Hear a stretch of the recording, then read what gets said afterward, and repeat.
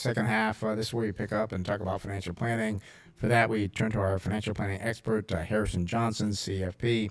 Harrison, I got to lead with this, the widow penalty.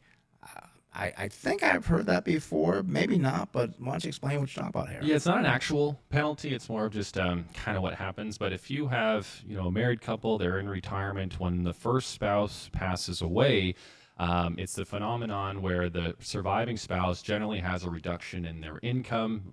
I mean, on the first side with Social Security, when two spouses are both collecting Social Security and the first one dies, the survivor keeps the higher of the two, so that lower Social Security gets dropped. There might be other income sources that get reduced as well, depending on pensions and things like that, but there's a reduction in income, and then there's also generally an increase in the tax rate on that remaining income, because now that surviving spouse has to start filing as a single person as opposed to a joint filer. So as a single filer, they climb up the tax brackets into the higher rates on lower levels of income. Their standard deduction is reduced compared to a joint filer. So it's kind of like a double whammy. You have less income and then more taxes on that income typically. And it sounds like, maybe you'll correct me if I'm wrong here, but it sounds like not much you can do. Kind of is what it is. Well, it's something to be aware of, and you take this in your planning when you're going forward. Yeah. So I mean, part of it is you have to know that this is going to happen. So I pulled an example. If you have a married couple that has $150,000 of income, 50 of which coming from Social Security, and then 100 coming from an IRA or a pension or something like that would continue.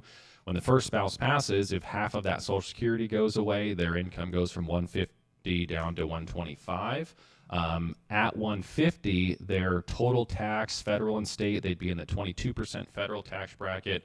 At that level, if they're in California, they'd be in the 6% tax bracket. So their total tax rate, or total tax, would be about $17,000 on that $150,000 of income, which is an effective rate of about 11%.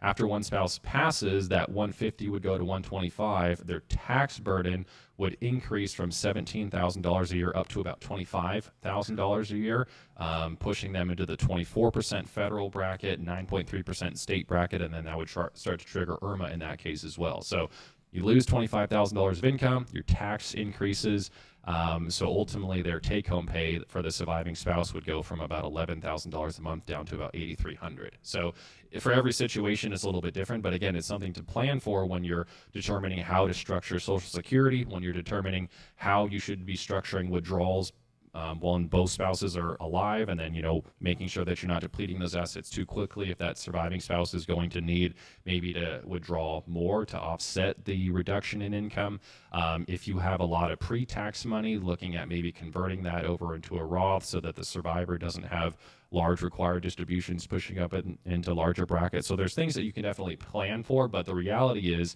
a surviving spouse is generally going to have a couple more complications to worry about that they didn't have to while they were married. And I say too, the problem is, I say this, one spouse generally spends more than the other spouse. Very dangerous. Don't go too far with that. If the spouse, and sometimes it's men. I mean, What do you mean sometimes it's men? You mean referring it's women? Oh, gosh. Hey, men have their hobbies too. You're a big car guy. Right. Your wife's not, so she wouldn't have the car expenses if you passed away. Okay, but you went on that one. My point being here is, if the spouse that spends more money is the spouse that lives longer, I mean, that is a real big problem, because if they all of a sudden get their income hit, well, their expenses, they'll go down a little bit, because obviously now there's not two people eating, but that's not enough to offset that decline of, what do you say, about $30-ish, $32,000 a year? A little over about $3,000 a month. So depending on the situation, it could be substantial. You're still going to have a mortgage, so you're going to have property taxes if you have a mortgage, unless you pay it off. Property taxes, homeowners insurance, maybe your auto insurance isn't as much. If you can get rid of a car, like you said, you're not going to be eating as much. But again, in many cases, the reduction in cash flow that you need might not be as great as the actual reduction in after-tax income. Yeah. So I think it is just something you got to really be aware of, because that has to be planned for. And it's obviously not a nice thing to plan for. I had a meeting earlier this week, and we're talking about, okay, well, right now everything's fine. As long as both of you are alive, everything's fine. But if something, you're probably not going to die at the same time.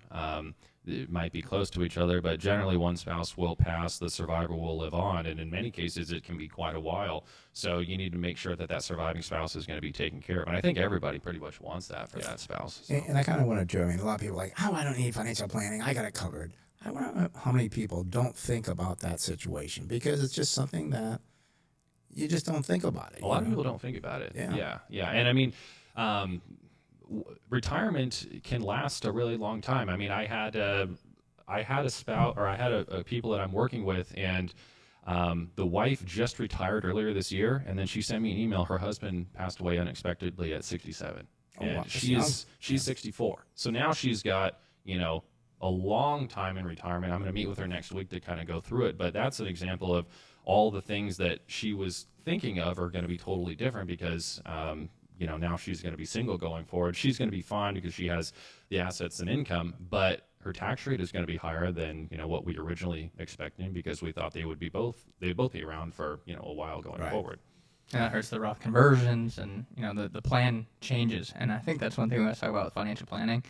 You can't do a static financial plan. You can't be like, well, in 5 years, this is what's going to happen. I mean, life throws you curveballs, and you have to essentially plan for the unexpected and take it as it comes. And that's always going to be the case. I mean, I put plans together, and then someone will come back and say, oh, okay, well, now this changed, so now we got to redo it all. It's like, no, it's supposed to be able to evolve. It's supposed to put you in a position where you can react to whatever comes at you, because the reality is your life will change and then the world around you will continue to evolve. So you need to be able to react to that and be in a position to do that. And that's one thing too. People go through the retirement once. You've gone through it hundreds, probably thousands of times now. So you know what to expect. Where people just like, I didn't know that because I haven't done it hundreds, thousands of times. In many cases, when you're figuring out that there's a problem, when someone figures out there's a problem, there's not much that you can do about it. Yeah. So the time to prevent those from actually becoming financially impactful problems is to plan ahead of time and know about them. And so this is, again, another topic to talk about. Great. Well, Harrison, thank you very much. We appreciate it. And again, if you want to contact